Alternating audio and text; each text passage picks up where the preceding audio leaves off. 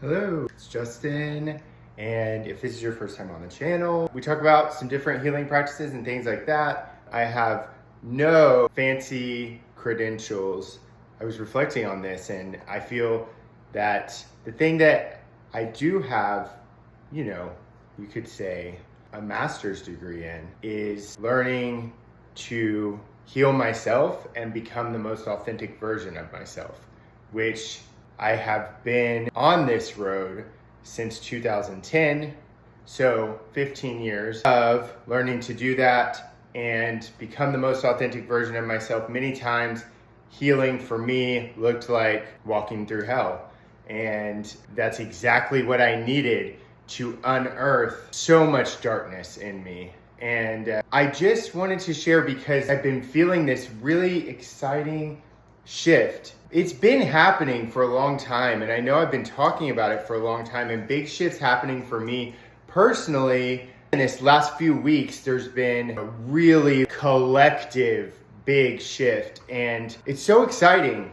I'm just so grateful that things are shifting, and as each of us learns to speak our truth and becomes the most authentic version of ourselves, what I find is if we're really being true to ourselves and we're speaking our truth, it's not natural for everyone to like you. And if you are being authentic, people will be irritated by you, very much so. What I find for me is my barometer internally for what I should be sharing or not is if it's in alignment with, first of all, just listening to my intuition and letting things flow through, and following the little nudges that I get, and I know that it's centered in a place of non-judgment and love, then it is exactly what it's supposed to be. Sometimes I look back at videos that I've made and I think, I know that it's centered in a place of non-judgment and love, and I know that I'm listening to that intuitive nudge,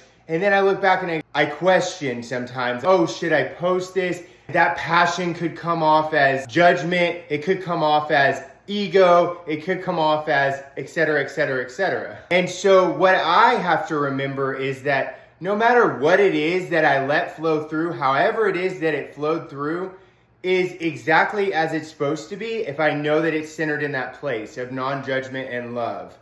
And if it is unearthing in somebody else all of those things, that has nothing to do with me. And there's absolutely nothing I can do to control how others perceive what I'm doing.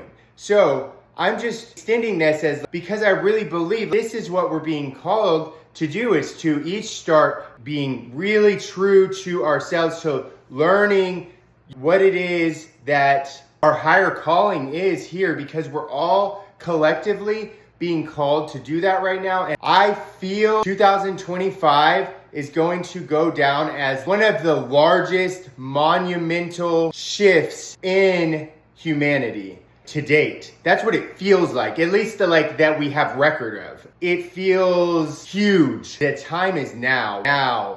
And our systems that are based in fear and control are crumbling, which is an amazing thing. And I would just ask, as these things crumble, rather than trying to grasp and hold on to them, I believe we're being called to let go of a lot of these things and to move out of the fear and listen to, and that's why I'm talking about us each healing and doing our own work so that we can really get in touch with what that higher calling is and start to create things more from that loving place. Because I see all the fear over the next, I don't know, I have no idea.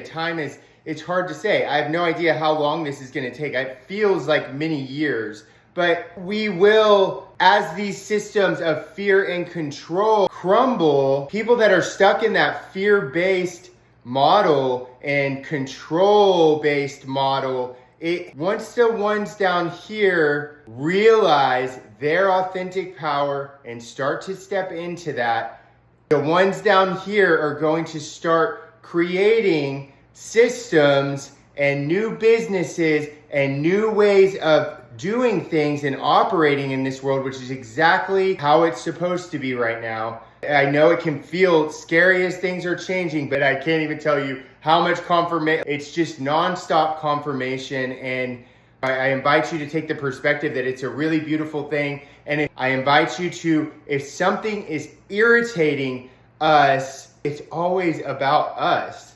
If we're really in a place where we know 100% who we are and what we believe, we can allow others to believe and think the things that they want and allow them to be in the place that they're in. Even if that's anger and hatred. For me, I see people, something I'm really passionate about is trans people just feeling loved and supported through this time that is so crazy. And there's been people on my feed that are spewing hateful stuff and claiming to be followers of Jesus.